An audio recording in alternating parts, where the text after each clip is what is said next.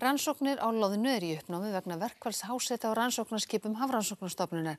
Ekki hefur verið boðað til nýs fundar í kjaradeilunni.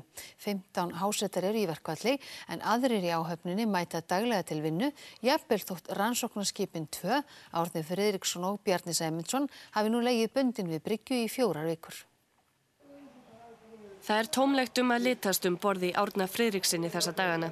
Skipstjórinn stendur vaktina í brúnni en færslurnar í skipsdagbókinni sína að dagarnir eru heldur tíðindalitlir.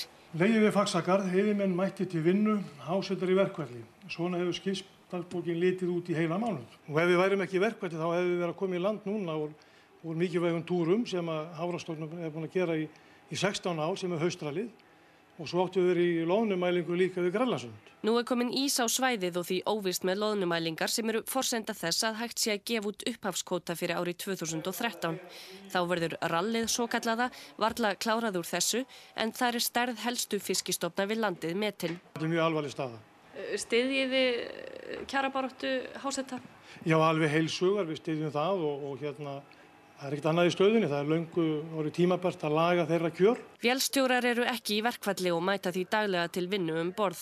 Vélstjórar hafa alltaf yfirdrifið að gera í viðhaldsverkefnum.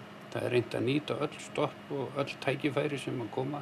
Hann furðar sig á því að Hafrannsóknastofnun hafi ekki lagt meiri áherslu á að deilan verði leyst, svo skipin geti sinnt sínum verkefnum.